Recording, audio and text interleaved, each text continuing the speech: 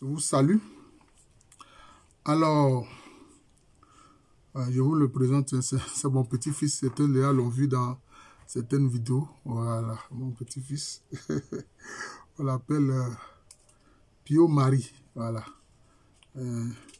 Comme moi-même, je suis dévot de Saint Padre Pio de la Vierge Marie. Voilà. Donc, j'ai demandé à son père de lui donner le nom de baptême Pio Marie. Voilà.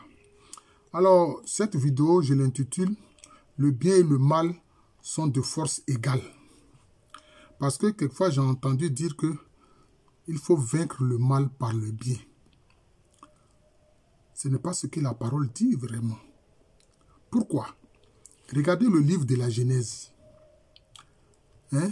Dans le jardin, il y avait combien d'arbres? Il y avait l'arbre de la connaissance du bien et du mal. L'arbre de la connaissance du bien et du mal. Donc, le bien et le mal sont issus d'un même arbre.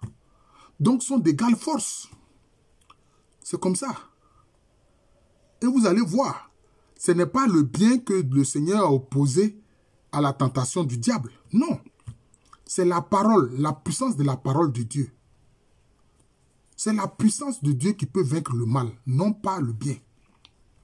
Parce que le bien et le mal sont issus du même arbre. Regardez au plan de la mécanique quantique ou bien de la physique quantique. Il y a ce qu'on appelle la matière, il y a ce qu'on appelle l'antimatière. C'est-à-dire que par exemple, vous avez l'oxygène, vous avez l'anti-oxygène. Vous avez le gaz carbonique, vous avez l'anti-gaz carbonique. C'est comme ça. Mais quand la matière et l'antimatière se croisent, qu'est-ce que ça fait? Ça provoque une explosion de lumière et puis les deux disparaissent. Parce que la matière et l'antimatière sont d'égale force. Tout comme le bien et le mal sont d'égale force. Le bien et le mal sont issus d'un même arbre. Ils sont issus d'un même arbre. C'est ça qu'il faut comprendre. Ils sont issus d'un même arbre. Le bien et le mal sont issus d'un même arbre. Donc, ils sont d'égale force. Voilà. Le bien n'est pas plus fort que le mal n'est pas plus fort que le bien. Parce que les deux sont issus du même arbre. Voilà. C'est ça. Alors donc, ce n'est pas par le bien qu'on peut vaincre le mal. Vous voyez que quand Jésus a été tenté, qu'est-ce qu'il a fait pour vaincre le diable? Ce n'est pas la bonté. Il n'a pas dit oui, je vais te faire du bien, etc. Non. Il a utilisé la puissance de la parole. Parce que la parole est quoi? La parole est vérité. La parole de Dieu est vérité. Donc c'est la puissance de la parole et sa vérité qu'il a utilisée pour vaincre Satan. Et puis le mal est ingrat. Parce que le mal vient de quoi? Le mal vient de l'esprit du diable et de Satan. Satan est une créature du Seigneur. Mais il est ingrat et il est rebelle. Il est ingrat et il est rebelle. Donc faites du bien à quelqu'un. Faites-lui tout le bien du monde. Il va s'en moquer. Il va chercher l'occasion de vous détruire. Parce que le bien, l'esprit du mal ne reconnaît pas le bien. L'esprit du mal ne reconnaît pas le bien. Oui. Lucifer, c'était un ange très élevé. Hein? Qui voyait même, dit-on, la face du Seigneur. Mais, qu'est-ce qu'il a fait? Il s'est rebellé contre le Seigneur. Et, aujourd'hui, il cherche à tenter et à faire chuter tous les disciples du Christ Jésus. Vous voyez? Donc, c'est cela. Parce qu'il est ingrat. Et vous vous souvenez, dans la prière sacerdotale, qu'est-ce que le Seigneur Jésus-Christ a dit? Il dit, Père, ce que tu m'as donné, aucun n'a été perdu, sauf le fils de la rébellion qui lui-même allait à sa propre pète. Les gens du mal sont des fils de la rébellion. Les gens du mal, là, ce sont des fils de la rébellion qui vont forcément à leur perte. Donc, ils s'en foutent de la bonté. Au contraire, ils se rebellent contre la bonté.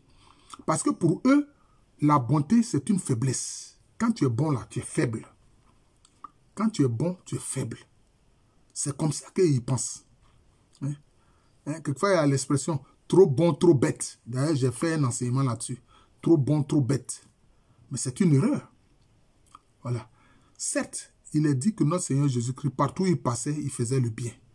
Mais il est évident que si tu as l'amour du Père en toi, tu ne fais que le bien. Et partout où tu vas passer, tu vas faire le bien en imitant le Seigneur Jésus-Christ. Donc, c'est comme de l'imitation du Seigneur Jésus-Christ. Mais l'amour de Dieu est une puissance. Donc, c'est avec l'amour de Dieu que tu peux vaincre le mal. Notamment l'amour du Père Céleste. Bon, le Père Céleste est amour, le Fils est amour, le Saint-Esprit est amour. Le Saint-Esprit est charité. La charité, c'est l'amour en action. Vous comprenez? Donc, c'est par la puissance de la parole qui est vérité. La puissance de l'amour divin, qui est une puissance qui est au-dessus de toute puissance. Voilà, parce que Dieu est amour. C'est comme ça d'ailleurs que Jean a conclu son évangile. Dieu est amour. Voilà. Donc, ensuite, c'est aussi par quoi? Par la puissance du Saint-Esprit et sa communion qu'on peut vaincre le diable, qu'on peut vaincre le mal. Parce que le père du mal, c'est le diable. L'esprit du mal, c'est Satan. Vous comprenez? La communion du Saint-Esprit est victorieuse du mal. C'est comme ça. C'est comme ça. D'ailleurs, la grâce aussi du Seigneur Jésus-Christ qui est toute puissante. D'ailleurs, c'est ce qu'il a expliqué à Saint Paul.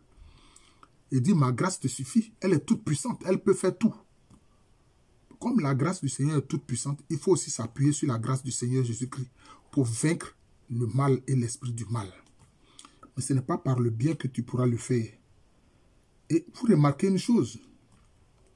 Quand le prêtre commence la messe, regardez la salutation qu'il adresse au peuple de Dieu. La grâce de notre Seigneur Jésus-Christ, l'amour infini de Dieu le Père et la communion du Saint-Esprit soient avec vous.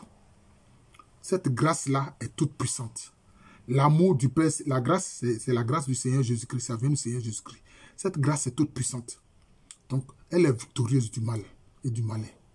L'amour infini de Dieu le Père est tout puissant. Est tout puissant. Il est victorieux de l'esprit du mal et du mal. La communion du Saint-Esprit est toute puissante. Est toute puissante. Elle est victorieuse du mal et de l'esprit du mal. Vous voyez? C'est ça. Parce que la communion de l'Esprit Saint, c'est quoi?